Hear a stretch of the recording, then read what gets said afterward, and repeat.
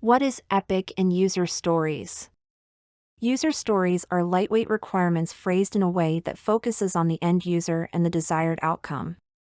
End users can be anyone who comes into contact with your product, e.g., external end users, internal end users, partners, etc. User stories typically live in the product backlog and should be articulated in simple language that outlines for whom and how they will generate value. A common way of phrasing them is.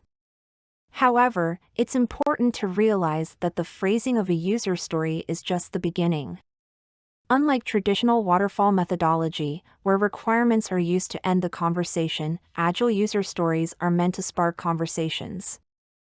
A great way of thinking about user stories is the 3 C's framework, which the fantastic Ron Jeffries came up with. The 3 C's framework does an excellent job of describing the components of a user story. According to Ron, the 3 C's of a user story are: 1. Card. The card refers to the place where the story has been written down. Traditionally, this was written on index cards. 2. Conversation. The conversation refers to the actual conversations that happen between customers, product managers, developers, etc. 3. Confirmation. Confirmation refers to the acceptance test and is a specific part of the conversation. It's the agreement on how we will test whether or not the user story has been fulfilled. Epics versus user stories, the difference. Struggling to differentiate between an epic and a user story in Agile. Wondering if the requirement you have should be treated as an epic or a story. This write-up will help you get clarity on an epic and a user story and explain details around both. Let's begin with a very simple definition of an epic, as the word suggests. Epic means big. In simple words, any requirement that takes more than a sprint to complete while sharing common attributes can be considered an epic. Primarily so, because the development team confirmed that these are deliverables and the functionality is demonstrable to the customer by the end of a sprint. Let us discuss another analogy to clarify this matter further. We are all aware of various series available on, say, Netflix. Each season, spanning days or even weeks with a common theme, is comparable to an epic. While each episode, spanning a shorter duration, with its entertainment value itself, could be compared to a user story. Multiple such episodes or stories thereby constituting a season or an epic. In a nutshell, a bigger requirement, which takes a couple of sprints or more for completion, is an epic. While a smaller requirement that can be completed within a sprint duration is more of a user story. Mind you, both of these have an outcome and a business value associated. Let us move on to now look at the genesis of epics and user stories.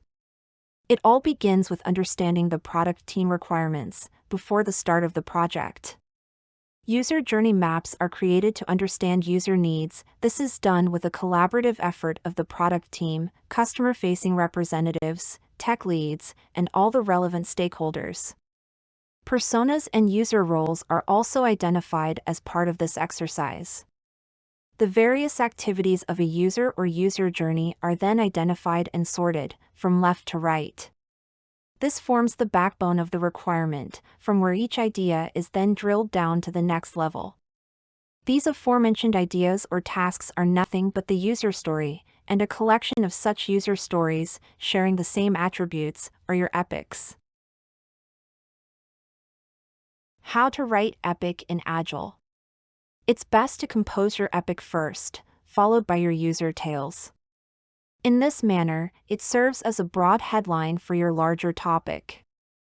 Then, with each particular story, you may go into further detail. It might assist you in defining the scope of your project early on while allowing you time to do user research for every requirement later on. You can use the following steps to create your Agile epic. 1. Create epics label and narrative. Identify the objectives and subject of your epic.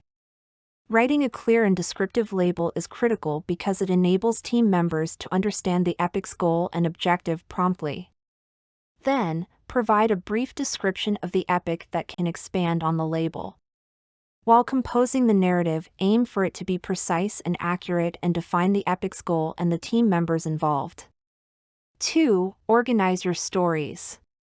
Each epic may contain several user stories that you can deliver. You can break the process down into individual steps to build a story for each and assign each story to an iteration or sprint, resulting in a clear project plan. Well-organized stories can assist you in estimating how long your epic can take. 3. Identify blockers in the work process. Once the epic is complete, you will be able to track the overall amount of work completed on the epic's associated stories. Monitoring the relevant stories can also assist you in identifying any progress-blocking hurdles that prevent your team from completing the epic. A burn-down chart keeps track of the remaining work and forecasts the probability of achieving the sprint target. A team may manage its progress and respond accordingly by monitoring the remaining work throughout the iteration. By observing a burn-down chart, it's possible to see how the team progresses and where blocks occur. Advantages of epics in Agile. As said earlier, customer needs are constantly changing. To keep up with your customers' expectations, you need to know what they're looking for and how to provide it with the most value. When your workflow creates confusion or you're unclear about the strategic worth of a feature or build, organizing your epics can help you regain control. Here are some of the advantages of using epics in Agile methodologies. 1. It improves performance monitoring and timeline estimates. Assume that a cross-functional product team discovers they can finish 21 story points of a development task in a certain period. While reviewing the epics and stories from the task, the team can check whether the planned sprint is too much or too little work. This method helps estimate the team's abilities correctly and can help ensure that it doesn't overcommit resources or underuse its developers. 2. It keeps the team focused on critical goals. While themes are big goals on a product roadmap, stories are the fundamental and tactical units of development work. Epics connect the theme and stories on the roadmap. Using epics, themes, and stories can help the team achieve its aim.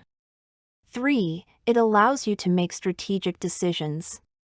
The basic unit for measuring an Agile development plan is the story point. The story point helps estimate the effort required to complete a task. After assigning story points to every story, you can add the points in an epic to understand how much time and resources the epic may use. Determining the time and resources can help the team make informed decisions about what aspect of the project to focus on. If you have enjoyed this video, don't forget to visit our online educational platform at www.eduslides.com by registering for free courses. Guess what? You can as well earn a certificate of completion after completing your course and you don't have to pay to register. Why not subscribe to our YouTube channel to get more videos by clicking the subscribe button below?